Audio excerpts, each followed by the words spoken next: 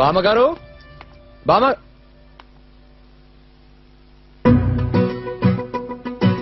దేవుడా, ఎందుకయ్యా నీకు నా మీద ఇంత దయా?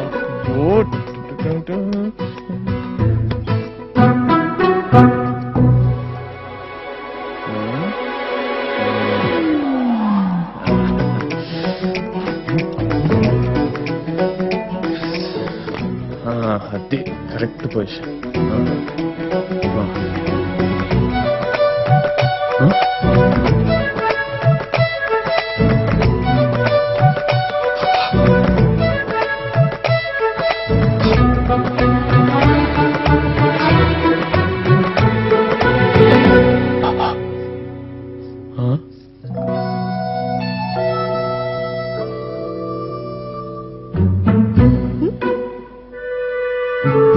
బామ్మ. ఓహో, ఏంటి సంగతి? వదిన బాక్స్ ఇచ్చినామంటే మరి ఇల్లంతా సర్దేస్తున్నావు, ఏం చూద్దామని? అది మళ్ళీ చూడాలనిపించింది. అనిపిస్తే చూసేస్తావా? ఇదిగో, నువ్వు ఇలా దగ్గరకు రా, మాకు నాకు ముద్దు పెట్టాలనిపిస్తుంది. అనిపిస్తే పెట్టేస్తావా? అసలు ఎవరైనా ఇలా చేస్తారా? ఏమో, నాకు మాత్రం ఇలాగే వచ్చు. సరిగ్గా చేయడం రాకపోతే నేర్చుకో.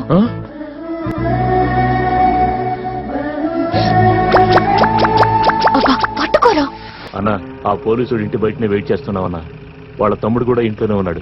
వాడింట్లోంచి బయటికి రాగానే పట్టుకోచేయండి రా. ఈడెవడో బుధుడికి శుక్రుడికి మధ్యలోకి ఎంటర్ అయిపోతున్నాడు. పోలీస్ కోటింగ్ తప్పదు. ఏంట్రా అంత సీరియస్ గా చదివేస్తున్నావు? వదిన పల్లవి పెళ్లి గురించి టెన్షన్ పడుతుందిరా.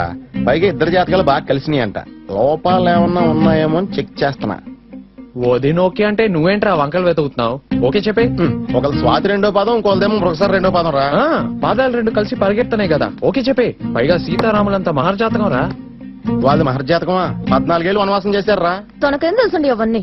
మన ఇద్దరం డిసైడ్ చేస్తే చాలు. తన జాతకమే కాదు, జీతం కూడా సూపర్ అండి. 10 రోజుల్లో ఇండియా వచ్చేస్తా అన్నాడు. ఇండియాలో ఉన్నాడు, ఇండియాలో వస్తాడు. తను చెప్పేది పెళ్లి చూసేవాడు గురించి కాదురా, చేసుకునేవాడు గురించి. అబ్బాయి అమెరికాలో సాఫ్ట్వేర్ ఇంజనీర్. ఓహో, జాగ్రత్తగా చూసుకోండి మరి. ఇప్పుడే కదరా సీతారాముల జాతకం అన్నావు. వచ్చేది అయోధ్య రాముడు కాదు, అమెరికా రాముడు. ఎలా ఉంటాడో ఏంటో. వాడు నా చిన్నప్పటి ఫ్రెండ్, చాలా మంచోడు, ఏ ప్రాబ్లం ఉండదు. అయినా ఆ విషయాలన్నీ మాకు వదిలే. కార్తీక్, మీకు ఇచ్చిన సరుకులు లిస్ట్ ఇవ్వండి. నువ్వు ఊరంతా తిరగకుండా సరుకులు త్వరగా తీసుకొచ్చాయి, అర్థమైందా?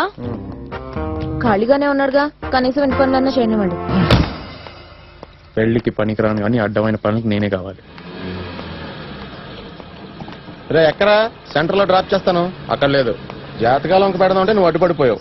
మరి పల్లవే నువ్వు పారిపోయి పెళ్లి చేసుకుంటారంటరా? మీది కష్టాలతో కూడిన రిస్ట్ మ్యారేజ్ అనిపిస్తుందిరా. మీ వదిన ఒప్పించడం చాలా కష్టం, కానీ ఒప్పిద్దాం.